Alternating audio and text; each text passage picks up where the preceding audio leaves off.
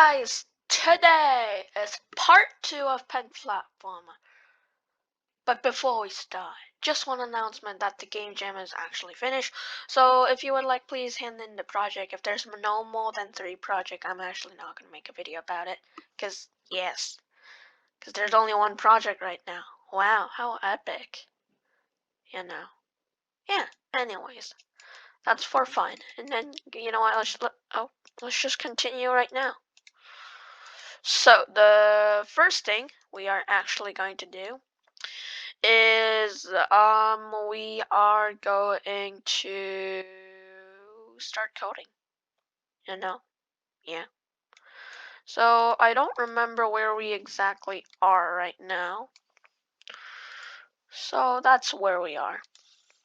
Okay. Anyways, so that's where we are. Where is the platform code? Okay. So we're gonna mess with this platformer code so we could actually collide with this platform. Because we want to, we want to collide. Okay, let's just try to edit our platform a bit. Okay, that looks nice. And -100. And -100. And then I'm just gonna make this -100 too. So now, if you see, it'll go right through it, right? Yes. And then it seems like the gravity is a bit too low. That's what it seems like. And anyways, that's not really what matters. Yeah, I've been talking a lot, and I really shouldn't do that. So, the first thing we are going to do is the collision, as I said. So let's create a block, name it collision Y, run without screen refresh, and collision X, because they have a different code to actually do the collision. So we're going to get that collision Y, and then we're going to drag it in there. And then before we do that, we're actually going to drag the change player Y by Y velocity in there.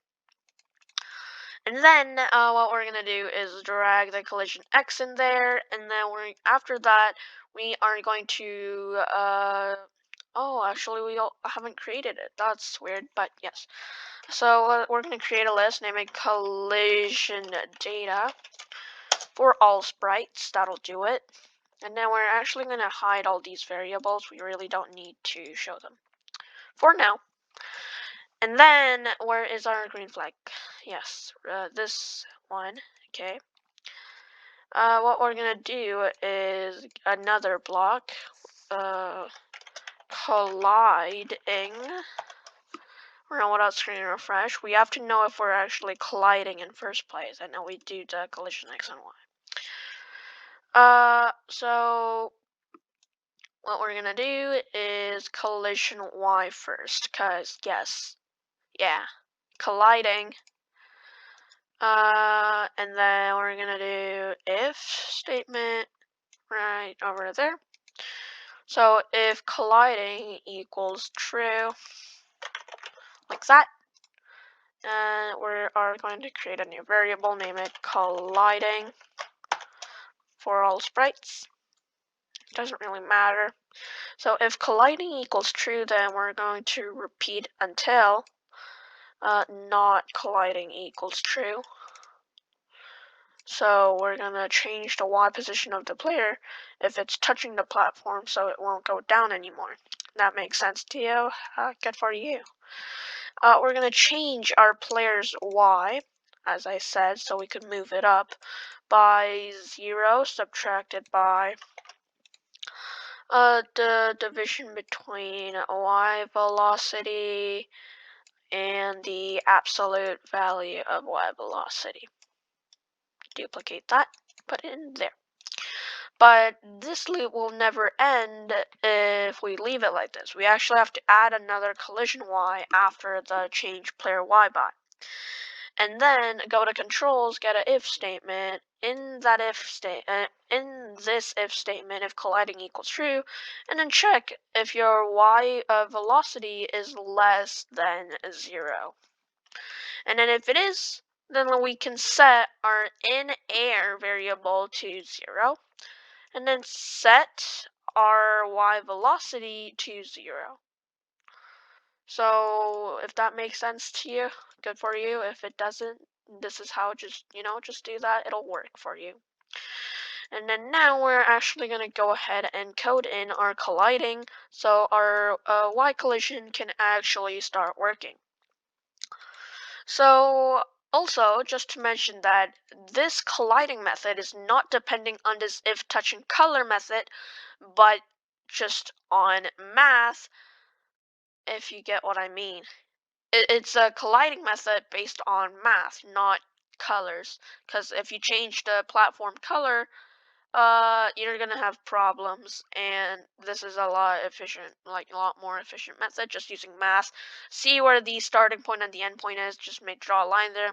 Make sure that you can't go through that point, but you actually bounce off this area between those dots, if you get what I mean. Yeah, you know.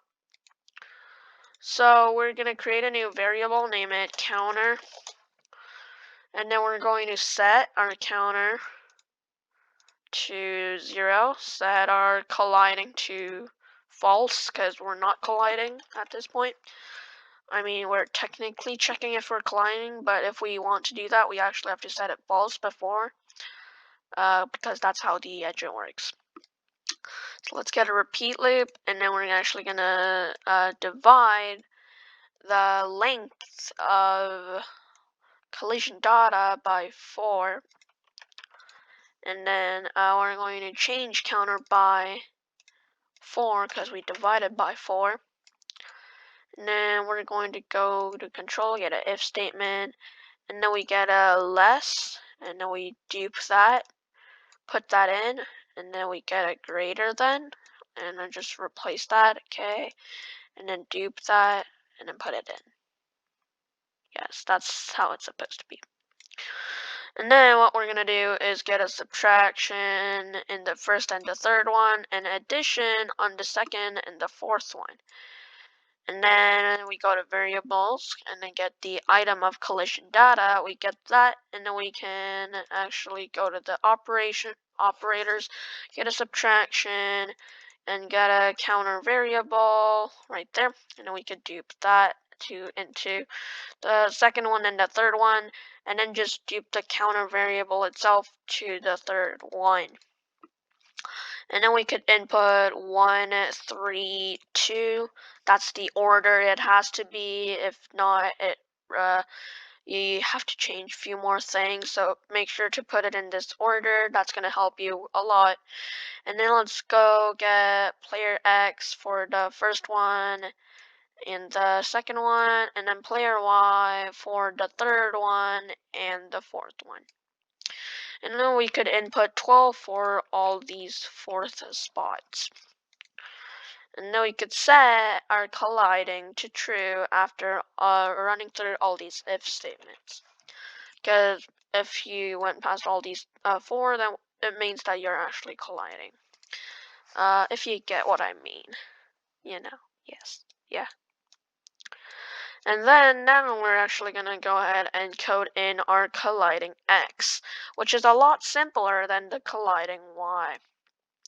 We could just dupe that because it's almost the same thing, but we are going to remove this if statement and then change this to player X and then change this to X velocity, like so, and then change these to X velocity too. And then we are going to actually make that colliding, and then we actually have to make this also colliding. Mistake right there. And then okay, now we have to go ahead and delete all of collision data so it'll reset the data. And if we go ahead and test this out, the gravity is Very weird. There's gotta be something wrong, because that is not what's supposed to happen. And I think I know. Or maybe not. This I forgot one thing. The gravity thing, I think I'm gonna have to figure it out, but you know, yes. We're actually gonna have to add a boolean to the draw line one, and we can name it add question mark and click OK. And then I could go to this render one, cause you see now that we added this, we actually have a slot right there, so we're gonna fill that in with not. Don't mind these render player at for the draw line, because we really don't need anything there. If you put something in there, it's gonna mess things up, because the player square is now gonna be included in the collision thingy, and we definitely don't want that. So yeah. And then put the if statement right over there and drag the add in, and then we get add to collision data, and then we go add x, but also actually add y, dupe that, and then not only those two, but x2 and xy2. So yes, now the collisions should technically start working. But you see the gravity isn't, which is very weird. Yes. And in air equals 0, change player y by y velocity. And let's see, our y velocity is currently 0 for some reason. And then, it is because we have to change our gravity. Oh no, our y velocity by gravity, not set y velocity to gravity. I think this should have worked a lot better. So if we restart, it's still not falling. Still 0 for the y velocity. So I think I'm gonna have a quick look around, see what's going on, and yeah, I'll be right back. So what I found was that the thing is actually for some reason like right there. So if you see, it'll actually start falling, but it's like, oh yeah, the platform's actually there, not there. Oh yeah, and I can prove that by actually making our player Y a bit higher and make it so it'll fall in that invisible space. So that is definitely a problem, because we definitely don't want that. And yeah, anyways, that is the problem. So I'm gonna try to find what's wrong with that now. Okay, so yeah, it has to be item counter of collision data, not just counter, you know? Okay, so now it works. There you go. Then I'm not sure how I haven't noticed that, but now if you press your jump key, you could jump, you could collide with your platform and everything. I'm actually just gonna go ahead and change that to up arrow so I can control with one hand. And I'm gonna try to draw another line. You know what? I'm just gonna move that there. It doesn't really matter. I'm gonna try to draw another line so I can show you guys something. Before I show you guys the thing, I want to show you this thing. So negative 100 to 100, it works fine, right? But if we do 100 to negative 100 and then draw it like that, it won't actually work. And then that is because how our detection system works. It actually has to be in specific order. So just to remind you guys that you actually have to draw your line like that for the collision system to work, or it'll be very weird. So guys, I have drawn the thing. If you bump into the wall, you sort of see that weird movement. And to fix that, it'll help if you do go to operators, get this absolute value of block, change that to floor, and then make that floor of per x. Now this will reduce the amount of moving, and then it'll stop the player. It's not like bouncing off the wall. So, yeah, that actually looks very, very good. And then just to remind you guys, also with these vertical lines, you have to draw it from top to the bottom, not bottom to the top, or the collision system won't read it properly. So, anyways, that looks good. And then we actually have another problem. If we reset the player's value, we could actually jump off the platform and then jump back on, like that. I mean, honestly, that movement can create so much more different level styles, so much more tricks. For example, there's like a spike here, which you can't jump over it because it's like too high or something, but you have to jump down the platform and then jump to get to the next platform, if you get what I mean, like that. So it'll create a lot of creative levels, but if you really, really, really don't want that, what you could actually do is get an and a less than. So if our y velocity is actually less, I mean greater than y -1, we could actually do it like that. And then it'll allow you not to jump when you're not on the platform. As you can see, I'm trying to jump, but I can't. So there you go. That's how you can fix that bug. But honestly, if it was me, I would actually keep that bug because, you know, it helps you in lots of things. And for another thing, which can actually be a quick thing, I haven't tested it out, but it's actually in my thought. You could be like, oh yeah, if player Y gets lower than a certain value, that means you fall out of the map and you actually die. So yeah, let's go ahead and reset our player position. I was gonna try that for part 3, but you know, you guys can try it out before me. Anyways, I'm probably gonna in the next episode make like the dying and respawning or a few more stuff.